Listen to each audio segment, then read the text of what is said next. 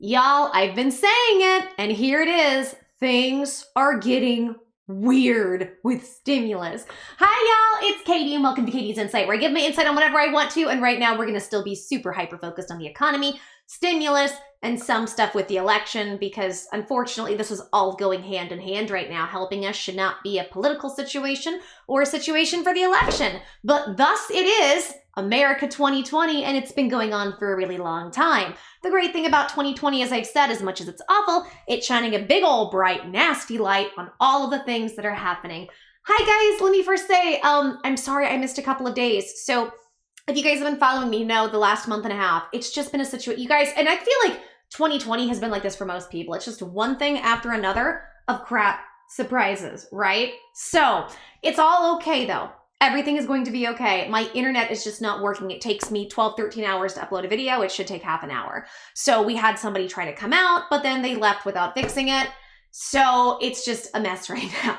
But hopefully this is going to get fixed soon. I think it's just a combination of everybody trying to work from home at the same time and the company overwhelmed. We'll see, the internet company. But hopefully this will get resolved. And at that point, I was just like, screw it.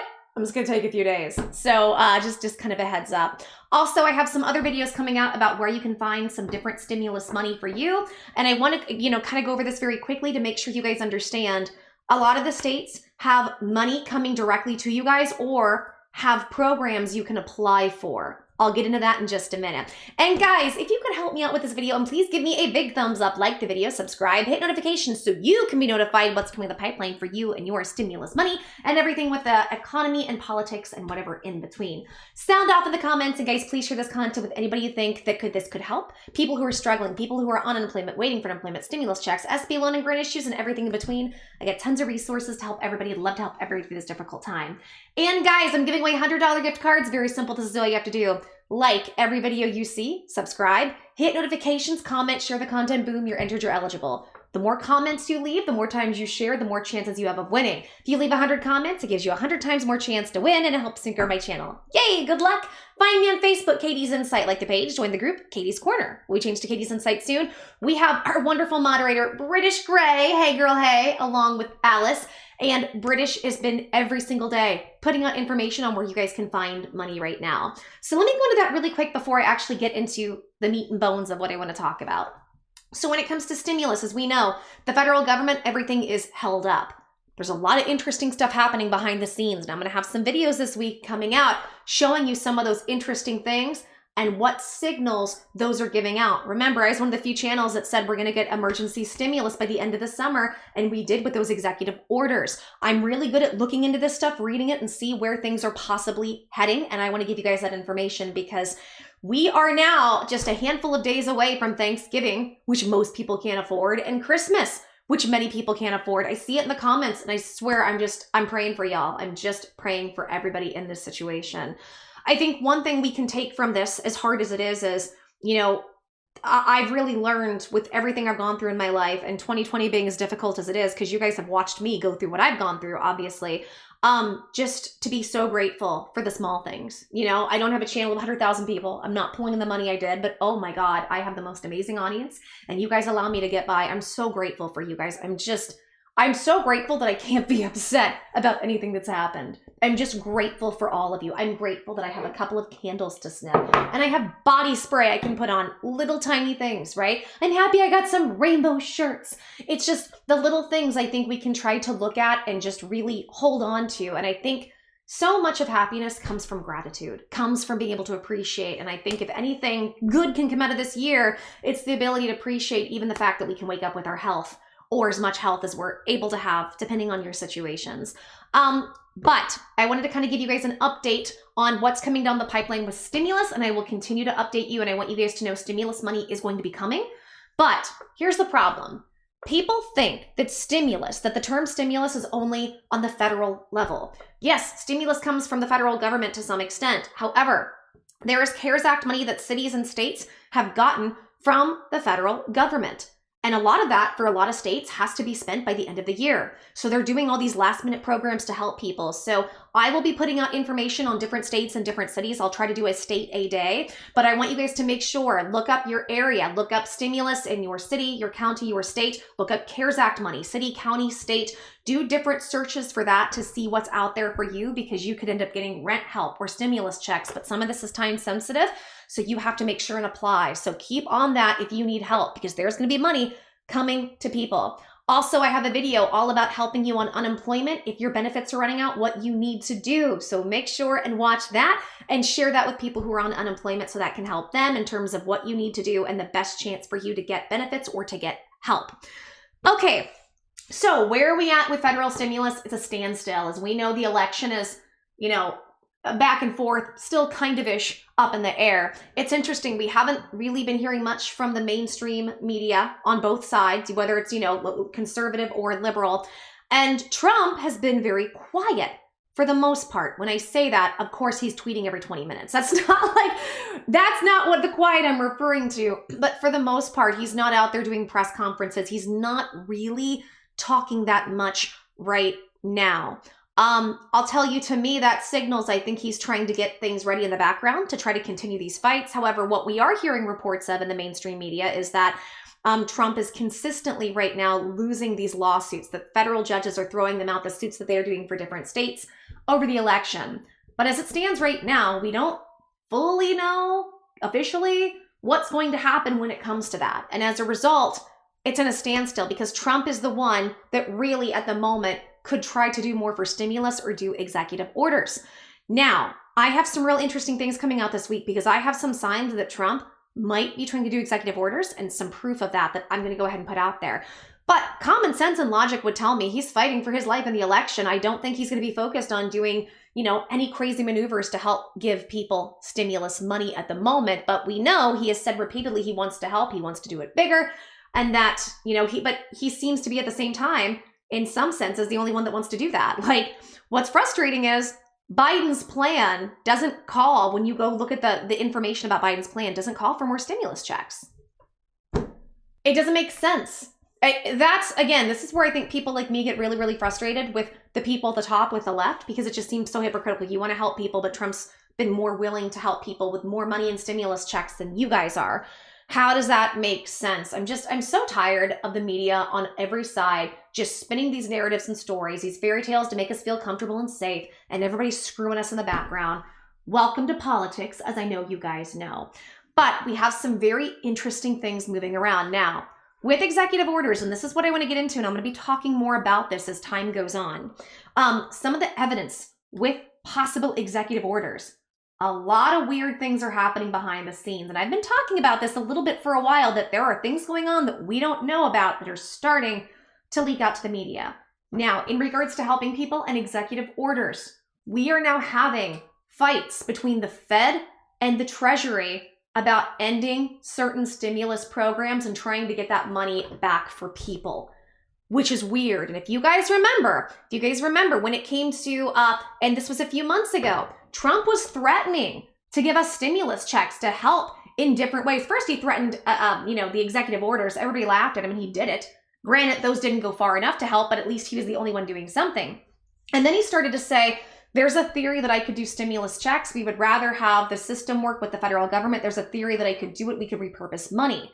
And it seems like a lot of that money that's being fought over, some moves are starting to happen with it. Because remember, that money has been allotted for X amount of time this year. And then certain aspects of the CARES Act expires. That's why a lot of states are rushing to help people. That's why you're going to kind of see a rush on some things. So I want to go ahead and pull up some of this very interesting information and continue to give you guys updates on this. So this is from the Washington Post. It says, Treasury Secretary Steve Mnuchin cuts off several Federal Reserve emergency aid programs, sparking unusual rebuke from the Fed. Though Mnuchin also asked the Fed to return hundreds of billions of dollars in unspent CARES Act money, Treasury alone does not hold that power. Wow.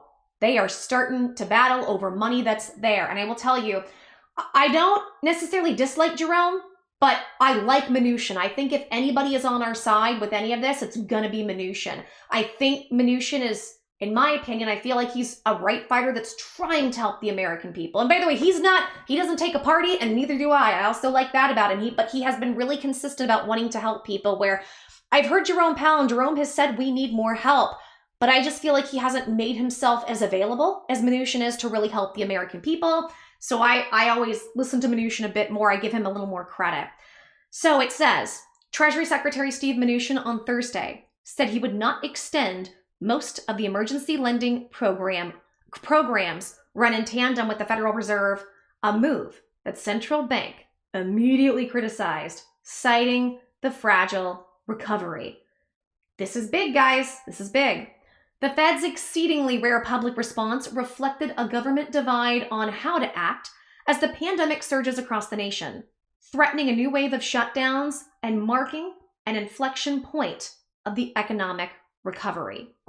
In a letter to Fed Chair Jerome H. Powell, Mnuchin not only said that several of the programs would wind down at the end of the year, but he also requested that unspent money allocated from the Fed under the first stimulus effort, the CARES Act, be reallocated by Congress.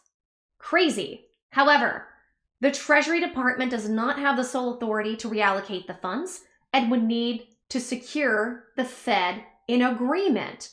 The letter triggered a rare public statement from the Fed on Thursday evening. It says the Federal Reserve would prefer that the full suite of the emergency facilities established during the virus pandemic continue to serve their important role as a backstop for our still strained and vulnerable economy, the central bank said. So the central bank is kind of telling them to F off. They're not going to do it. The Treasury Department's move would end most of the Fed's emergency lending facilities, as well as two highly scrutinized programs. The Main Street Lending Program, who's only helped big business. It's all it's helped, if anybody. It's barely off the ground. And the Municipal Liquidity Facility, which issues loans to struggling businesses and local governments. I've never even heard of that one. Mnuchin also requested a 90-day extension for a few of the programs that operate through the markets. The Treasury and the Fed jointly established a suite of emergency programs in the early days of the pandemic, and they have, at times, clashed over how the programs should be structured and how effective they can be. The shared responsibility also means that certain decisions can't be made by either Powell or Mnuchin alone, setting the stage for the surprisingly outward-facing clash. There have been disagreements in the past, but they're usually handled out of the public sight, said David Wessel, director of the Hutchins Center on Fiscal and Monetary Policy at the Brookings Institution. It's unusual, but then these are really unusual times. The decision to curb the Fed's lending powers comes as the new economic data signals the U.S. economy is being newly battered by a spike in the virus cases, which we know the virus is on the rise right now, and everybody's talking, and they're starting to try to institute lockdowns again.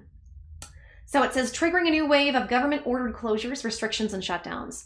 Unemployment insurance claims rose last week for the first time since early October, which we've been saying, people like me who have been doing this financial forecasting, looking into this, we've been saying for a while. I know they like the Trump campaign and the Trump administration is citing all these great unemployment numbers, but we're like, unless help's going to come, this is not going to last whatsoever. Democrats swiftly criticized Mnuchin's decision as a politically motivated attempt to hurt the economy. President-elect Joe Biden is set to inherit. How? Those programs aren't working to really help people. So he's saying, let's let Congress repurpose it to help the people. How is that? I don't understand that. I don't understand how that's going to be hurting Joe Biden. Why would you just want the Fed having a ton of money sitting around that's only helped the rich get richer? I don't get it. They expressed concern that the Senate Republicans could push for the funding to be repurposed in the next stimulus package, decreasing the overall amount Congress approves in economic relief. Secretary Mnuchin is removing critical support from a weak economy against the Federal Reserve's wishes. This is economic sabotage, said Ron Wyden from Oregon, the ranking Democrat on the Senate Finance Committee. He said that in a statement. Secretary Mnuchin is salting the earth in an attempt to inflict political pain on the president-elect Biden. That doesn't make sense. He says I'm going to read this again. He says that this is Senator Ron Wyden saying he's removing critical support for a weak economy and against the Federal Reserve's wishes. But these aren't programs that are helping us. He says it's making, the ranking Democrat said, he says, Mnuchin is salting the earth in an attempt to inflict political pain on the president. I don't see that. He's saying, let's take this money and repurpose it in Congress to be able to help with things that need more help, like direct stimulus checks or unemployment. I would think they should be more worried about unemployment right now. And nobody seems to care that unemployment is this close away. It's a few hairs away from running out. This just makes me mad, guys. There is also the broader concern among Democrats and economists that ending programs would eliminate a backstop to the markets before the recovery is fully formed. In a statement Thursday night, Neil Bradley, Executive Vice President and Chief Policy Officer at the U.S. Chamber of Commerce, called for the programs to be extended and warned that American businesses and workers are weary of these political machinations when they are doing everything in their power to keep our economy going. I would agree with that. I would totally agree with this statement. So this is from Neil Bradley, Executive Vice President and Chief Policy Officer at the U.S. Chamber of Commerce. So a guy that's the Executive Vice President at the U.S. Chamber of Commerce called for these programs to be extended. And he's seeing the American businesses and workers are weary of these political machinations. They're doing everything, but they're not keeping the economy going. If they were keeping the economy going, why is unemployment about to run out? If they were keeping the economy going, why are unemployment numbers starting to go on the rise? That's BS to me. It's just what it looks like.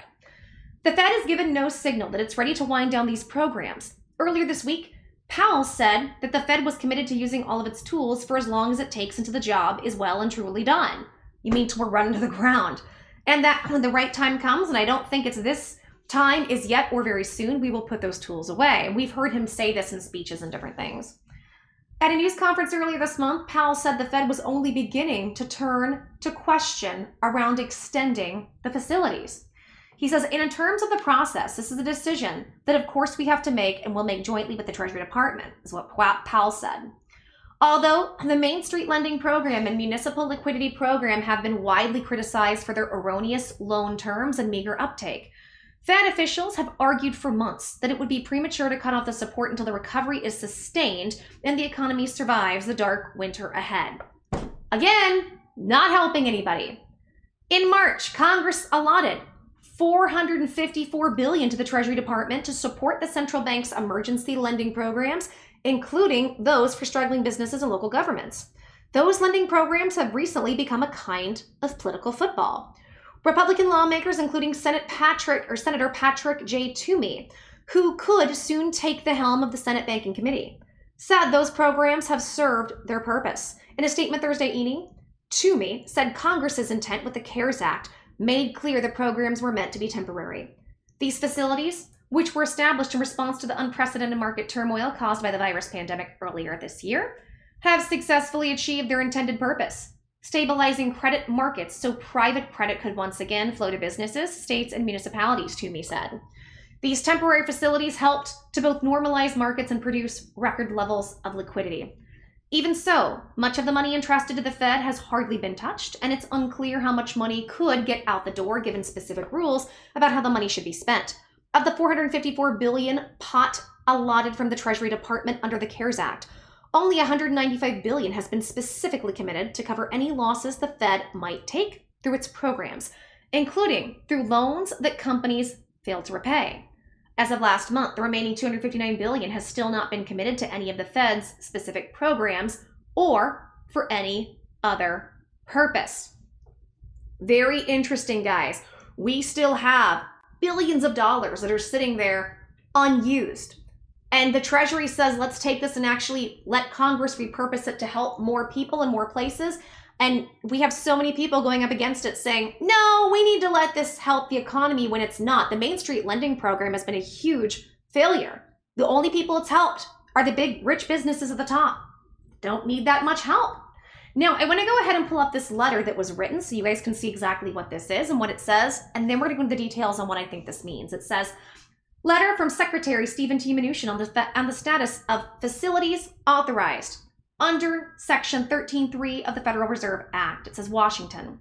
Today, U.S. Treasury Secretary Steve Mnuchin sent a letter to Chairman of the Federal Reserve Board of Governors Jerome Powell, requesting a 90-day extension of the Commercial Paper Funding Facility, the CPFF, the Primary Dealer Credit Facility, PDCF, the Money Market Liquidity Facility, MMLF, and the Paycheck Protection Program Liquidity Facility, PPPLF.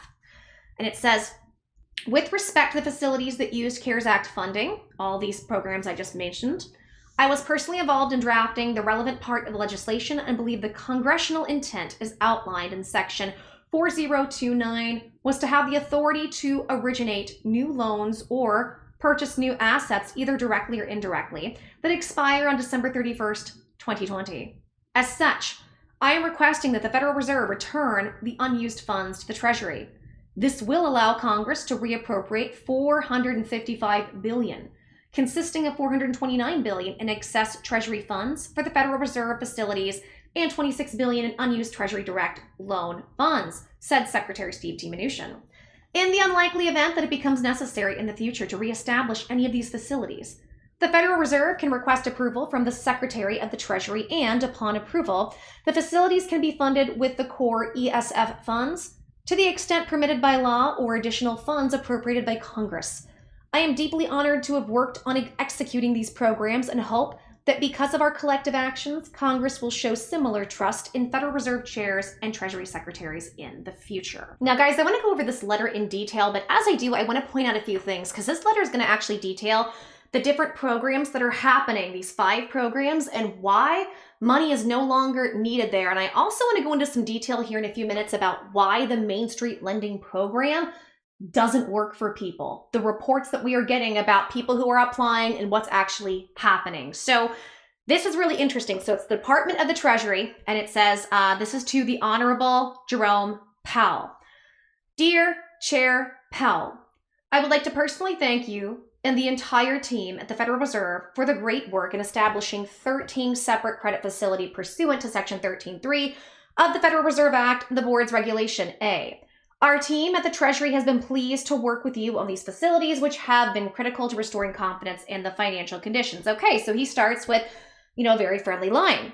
And then he goes into some of the backstory, saying on March 17th, 2020, I approved the establishment of the Commercial Paper Funding Facility using a $10 billion investment from the Treasury's pre-existing Exchange Stabilization Fund money, core ESF.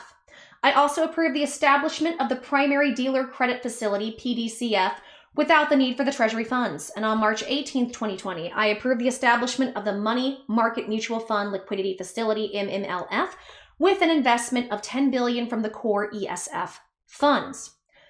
Over the following week, the administration worked closely with the Senate on the Virus Aid, Relief, and Economic Securities Act, or the CARES Act, which was passed by a bipartisan vote of 96-0 in the Senate on March 25th, 2020. The act was passed in the House by a voice vote the following day and signed into law by the President on March 27th, 2020.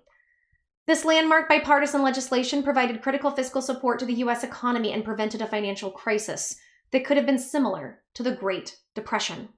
Under the legislation, Congress entrusted me with the authority to contribute up to $454 billion to Federal Reserve facilities and provide direct Treasury loans on loan guarantees of up to $46 billion to the airline industry and businesses critical to national security. I understand the unique situation that led to the unprecedented authority delegated to me, and I've taken this responsibility very seriously. Okay.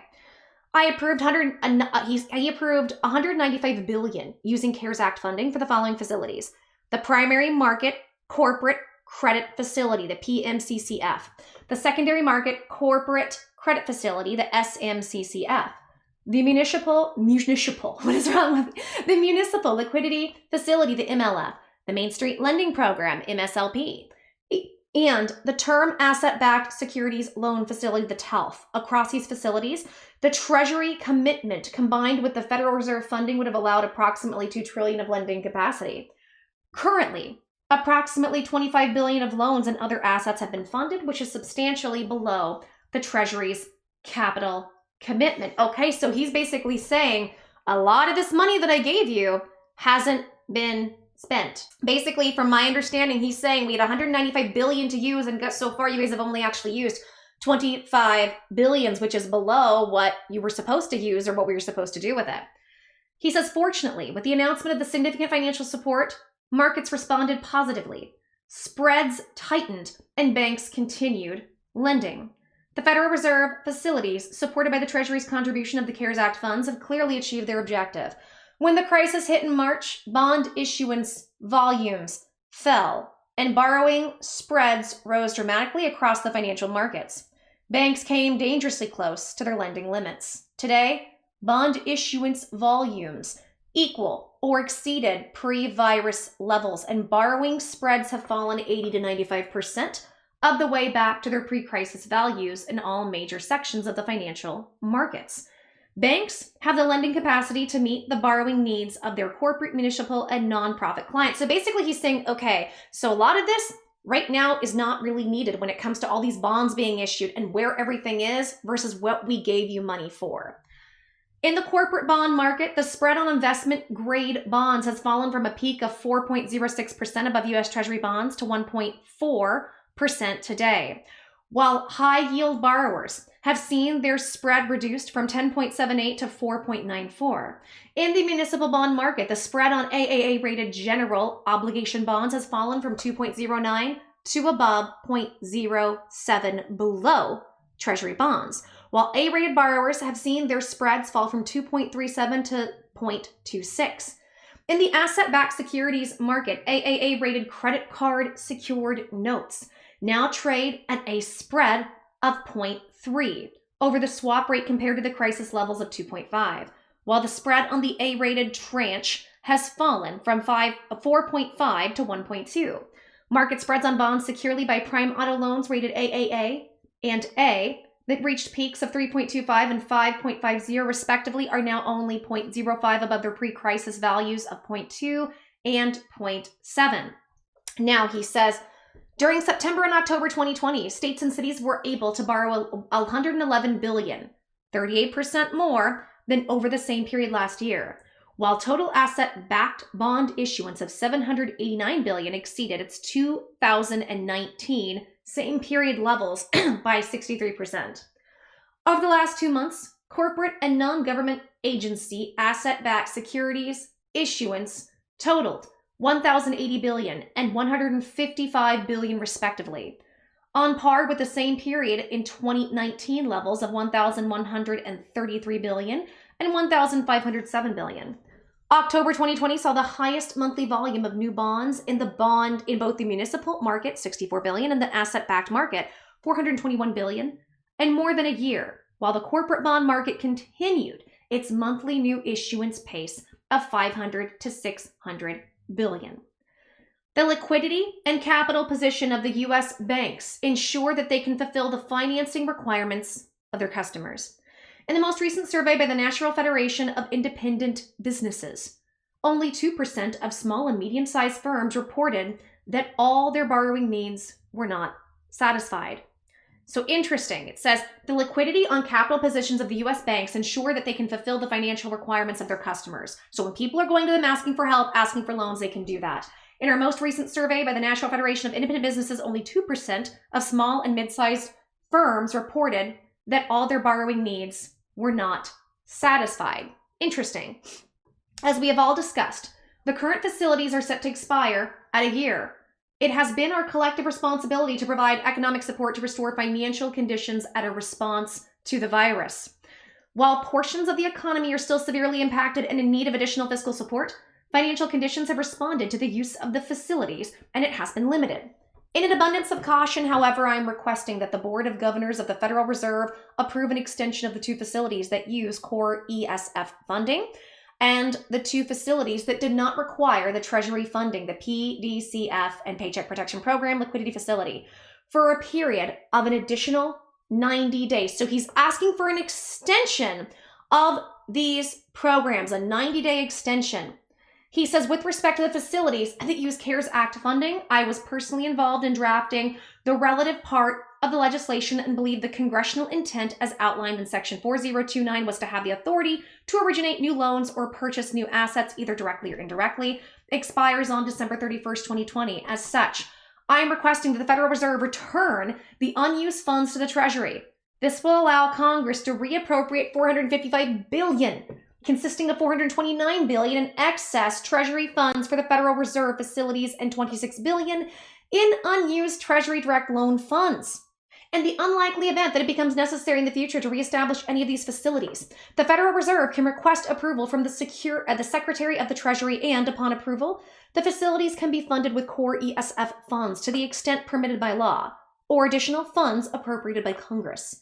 I am deeply honored to have worked on executing these programs and hope that because of our collective actions, Congress will show similar trust in the Federal Reserve Chair and Treasury Secretaries in the future. Okay, so let's break this down. So Mnuchin is asked to do a 90-day extension on a few programs, but he's also ending 5 major programs. Now, why is the media losing their minds about this? Because they're saying, oh, Mnuchin's so awful. He wants to end all the help for the Main Street Lending Program. He wants to end help for all the small and mid-sized businesses. Shame on Mnuchin.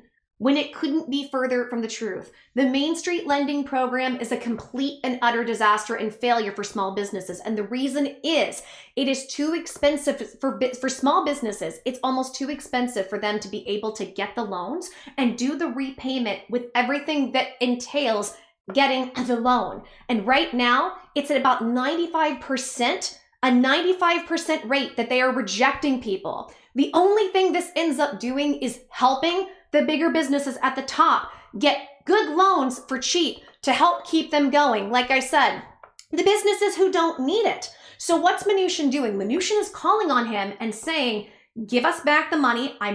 So Mnuchin's not extending these programs. He's asking for some to be extended, but these 5 main ones, not going to extend these and give us back the money. Now, why is he asking for the money to come back? Because then that money can be repurposed to help with stimulus. This is why I like Mnuchin. Mnuchin consistently is trying to be on the side to help us get money. Now, what does all this mean for stimulus? What does all this mean for where we're at, stimulus checks and possible executive orders? I have some theories, and one of them I don't think you're going to hear anywhere else that I want to go over with you on some possibilities. First of all, I want you guys to keep in mind, we're going to talk a little bit about executive orders. Trump, I've said this from the beginning, Trump is a wild card. In my opinion, this is why people voted for him. Love him or hate him, no matter where you stand, he is a wild card, and you never know what's going to happen with him. Now, Treasury Secretary and Trump have worked very, very closely in trying to do deals and help when it comes to stimulus. Keep that in mind when it comes to all of these talks. Now, where is this headed? There are 2 things that I could possibly see when it comes to what's going to happen with stimulus. Number 1, as Steve Mnuchin said, Steve takes this money back, puts it in Congress, and what he's going to do with this money is to try to repurpose it for another new stimulus deal. And is this good for us? And the answer is yes, because in total, this is going to be over $600 billion that could help when it comes to a new stimulus deal being put in place. Remember, the Democrats want a ton of money and the Republicans don't really want to spend much at all. So when the Republicans are only wanting to spend no more than $1 trillion, and now here's an extra $600 billion, this might help encourage them to come to the table and actually start talking and making a path forward to allowing us to get that help, which this is what we need. This is what we've been waiting for. There's something else. Trump is a wild card. He's already done wild card things when it comes to stimulus. I put it out there. People said, no, I'm wrong. I'm this baiting. I'm blah, blah, blah. But I was right in the signals I saw. I want to lightly put an idea out because I need to see more things happen to know if this is what's happening or if it's possible. But Trump is a wild card. Trump had already threatened that if the government doesn't step up and help with executive orders, that he will. Is it possible that when Trump had said in that last press conference, which I had pointed out, when Trump was speaking about stimulus and he said there's a theory that I could repurpose different types of money, we all had the assumption that that money he was talking about was from the Treasury or the Fed. And we know the Treasury is super on board and wanting to help because right now the Fed has just really been helping rich people at this point. Is it possible that this money could be taken and repurposed so Trump could do executive orders to directly help the people? Now, in that letter, and Mnuchin seems to be a straightforward, honest person as far as I can tell with all this stimulus stuff, and he's a straight shooter. He said this needs to go back to the Congress to be repurposed for different stimulus needs. Yes. However, because Trump had threatened to be able to help us with executive orders, to me, I think there is a high probability that Trump could find loopholes, or that between Mnuchin and Trump or Trump's people, they could find loopholes to be able to get us immediate relief now. And let me explain why he would do that. Number 1, Trump thinks he's won the election. Whether he has or not is not I'm not sitting here saying he has because we don't know. I know a lot of things look weird. I'm going to put it that way because YouTube gets upset when I talk about the election. So things look weird, but here's what I want to prepare you guys for. Here's what I see coming to the pipeline with stimulus. Now, because I want it to happen, I'm just trying to be real with you guys. There's going to be a battle for who won, okay? And no matter who it is that won, either Biden wins and he has no time or energy. He has nothing so he can actually do the transition he's supposed to because Trump's not letting him. And then that's the end of January. February, we're going to have the governments debating on stuff, as well as it's going to take a good month or two for Biden to actually get his crap together because he hasn't had time to do that transition to be able to help with the stimulus talks. Because we're probably going to need that middle buffer like Trump and Mnuchin were trying to be for the Democrats and the Republicans in the Senate and the House. So in that case, that could mean it could take March or April before we get more help. And I'm not saying that because I want it. I'm being realistic with what I'm saying. Now let's look at the other situation. If Trump decides to go into office, and if it comes out that for whatever reason he gets this election overturned in his favor, things could get very weird and things could stay weird for a while. And to me, it's the same situation. So there might be court battles and all these battles for what's going to happen. And in that case, we're held up for a while on having anybody even know who the president is to know what's going to happen. Or if Trump ends up going ahead and staying in office, I still see March as the earliest date because things have to be rearranged and we have to get things together in the Congress. So it's possible that if Trump has some ultimate plan to retake the election in that process, he may try to take this money and repurpose to help the American people, us, through this time while we're in all this political upheaval. I'm not saying it's going to happen. I'm saying it's a very interesting possibility and we have to wait to see where things are going. I look for the signs, but I'm not somebody that says I see one little signal and I'm all for it, right? I look for the signs. I try to see the consistencies. I try to see the patterns, knowing all these players, knowing all these quirks, their idiosyncrasies, their personalities, and I deliver the information to you. So is this a secret plan to help us get executive orders to help us? Because things within our government, I'll tell you what I do predict. Things are going to get weirder and weirder. That's what I'm seeing. I could be wrong, but I think things are going to continue. I told y'all this election was going to get crazy. And I think things are going to get stranger and stranger. And we're just going to kind of have to wait and see what happens. But I do think this is a possibility that executive orders are within reach, maybe even before the end of the year. Now, the Federal Reserve, he's asking for that money back, right? Mnuchin's asking for the money. The Federal Reserve is trying to fight them. And these programs end at the end of December. So I don't know that we would get the money in December unless Jerome Powell decides to go ahead and just give it back now. We don't know that. But depending on when we get it and depending on how this gets repurposed or in what purpose, again, things are going to get interesting. Here's another one as a leverage. What if Trump is trying to stay in office and he's trying to find ways throughout the judicial system to do that, and then he decides to pass this right before, knowing he will have more public support on his side if he then steps back into office. Again, I'm not saying this is going to happen. I'm not saying I want it to happen. I'm telling you what I possibly see coming down the pipeline for everybody. Okay, guys, if you like this video, please give me a big thumbs up and like the video, subscribe, hit notifications so you can be notified what's coming down the pipeline for you and your stimulus money. Also, sound up in the comments. I want to hear everything y'all have to say. I love your voices and I love your comments. And guys, please share this content with anybody that's struggling right now, people who are on unemployment, waiting for unemployment, stimulus checks, SB loan and grant issues, and everything in between. I got tons of tools and tons of resources to help you through this very difficult time, and I would love nothing more than to do that. And guys, the more you like, subscribe, comment, hit notifications, share the content, the more the channel grows, the more my channel grows, the more things I can do to give back to you guys. For instance, $100 gift card giveaways. Very simple. This is all you have to do to be eligible. Like your video, subscribe, hit notifications, comment, share the content. Boom, you're eligible, you're entered. That's all you have to do. Do it for every video you see, guys. And the more times you comment, the more times you share, the higher you have a chance of winning. If you leave 100 comments, 100 times a bigger chance you're going to win a gift card. Yay, good luck. I want everybody to win, but I have to get rich to do that. So help me grow this channel and I can keep giving back money.